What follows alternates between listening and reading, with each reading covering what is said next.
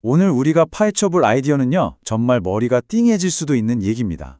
바로 한 유명한 철학자가 우리가 발딛고 사는 이 물리적인 세계가 사실은 존재하지 않는다고 주장한 이야기거든요. 자, 바로 한번 들어가 볼까요? 지금 여러분이 보고 계신 이 화면이 있잖아요. 이게 만약에 여러분이 이걸 보고 있기 때문에만 존재하는 거라면 어떠세요? 좀 황당하게 들리시죠? 이야기는 1710년으로 거슬러 올라갑니다.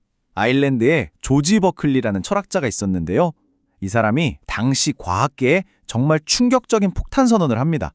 뭐냐면 물질 같은 건 원래 없다는 거였죠. 그의 핵심 철학은 이 라틴어 문장 하나에 다 담겨 있어요. 에세 에스트 페르치피. 이게 무슨 뜻이냐면 존재하는 것은 곧 지각되는 것이다. 그러니까 어떤 게 존재하려면요, 누군가의 마음, 즉 정신에 의해서 인식이 되어야만 한다는 거죠. 아무도 보거나 느끼지 못하면 그건 그냥 없는 거예요. 자, 그럼 도대체 무슨 논리로 이런 주장을 한 건지 한번 따라가 보죠. 어떻게 논리 하나만으로 우리가 사는 이 세상을 통째로 지워버릴 수 있었을까요? 버클리가 했던 생각 실험을 우리도 같이 한번 해보는 거예요. 자, 눈앞에 사과가 하나 있다고 상상해 보세요. 여러분이 그 사과를 볼 때 진짜로 경험하는 건 뭘까요? 일단 우린 여러 가지 감각을 느끼죠. 아, 빨갛구나, 둥글구나, 만져보니 매끈하네, 이런 것들이요. 근데 여기서 중요한 게 뭐냐면 이게 우리가 직접 경험할 수 있는 전부라는 거예요.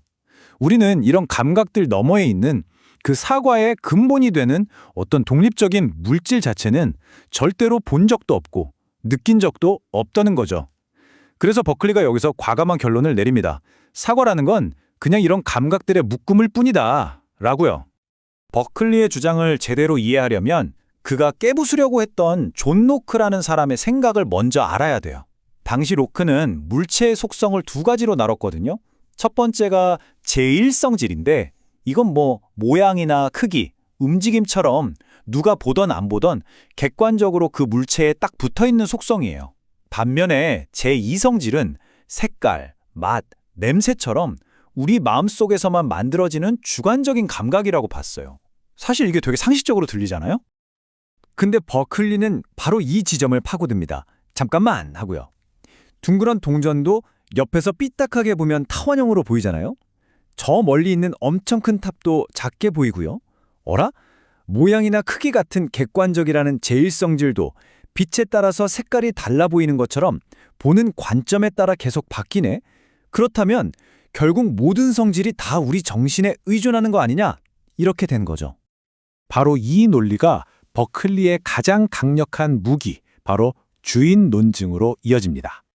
자, 제가 여러분께 한번 도전해 보겠습니다. 머릿속으로 한번 상상해 보세요. 이 세상 그 누구, 어떤 정신도 인식하고 있지 않은 그냥 완벽하게 혼자 존재하는 나무 한 그루를요. 자, 상상해 보셨나요? 바로 그겁니다. 여러분이 그 나무를 상상하는 그 순간, 그 나무는 이미 여러분의 정신 속에 있는 생각이 되어버렸잖아요. 그러니까 지각되지 않는 대상이라는 건 말 자체가 안 되는 논리적인 모순이라는 거죠. 우리 경험 바깥에 진짜 세계가 있냐 없냐 이런 고민 자체가 필요 없다는 정말 강력한 한방이었어요. 자, 여기까지 들으면 오, 그럴듯한데 싶으실 거예요. 버클리의 논리가 꽤 그물망처럼 촘촘하죠. 하지만 바로 여기서 아주 당연한 질문이 튀어나옵니다. 이게 바로 이 시스템의 가장 큰 허점일 수 있는데요. 버클리는 이 문제를 신이 항상 불을 켜두고 있다는 아이디어로 해결하려고 합니다. 아니, 그럼 내가 눈 감으면 이 세상이 다 사라지기라도 한다는 건가요? 이게 바로 버클리의 이론에 대한 가장 강력하고 상식적인 반론, 이른바 연속성의 문제입니다. 버클리는 이 명백한 문제를 해결하기 위해 자기 철학의 최종 보스를 등판시킵니다. 그게 바로 뭐냐? 모든 것을 항상 지각하고 있는 신의 정신입니다.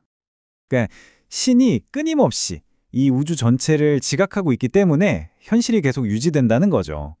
우리가 방을 나가서 아무도 냉장고를 보고 있지 않아도 신이 보고 있기 때문에 냉장고는 사라지지 않고 계속 존재하는 겁니다. 근데 이 해결책이 또 다른 골치 아픈 문제들을 낳습니다. 그럼 신도 우리처럼 색깔을 보고 소리를 듣는 걸까요? 신이 모든 걸 지각한다면 우리가 느끼는 고통도 신이 똑같이 느끼는 걸까요? 어쩌면 이건 그냥 이론의 구멍을 메우기 위한 편리한 땜질 처방은 아닐까요? 이런 질문들이 쏟아져 나오죠. 자, 이제 마지막 장입니다. 이 300년도 더 된 버클리의 세계가 오늘날 우리에게는 어떻게 다가올까요?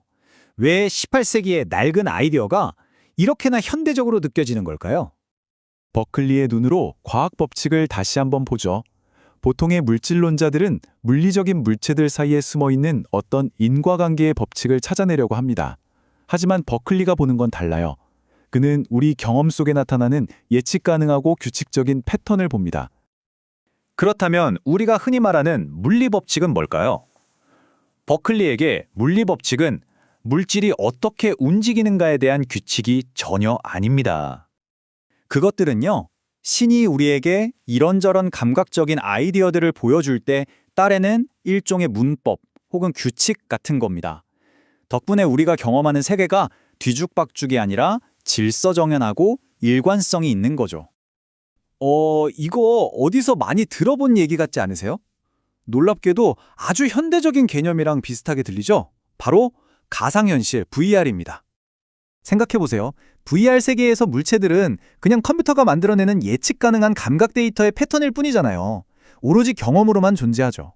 버클리의 세계관에서 신의 정신이 하는 역할이 바로 이거예요. 우리라는 플레이어에게 일관성 있고 상호작용 가능한 현실이라는 거대한 게임을 생성해주는 슈퍼컴퓨터 같은 거죠. 조지 버클리의 말로 한번 깔끔하게 정리해보죠. 물리적 대상들은 단지 정신 속 감각이나 관념들의 집합체일 뿐이다. 자, 마지막으로 여러분께 질문 하나 던지면서 마무리하겠습니다.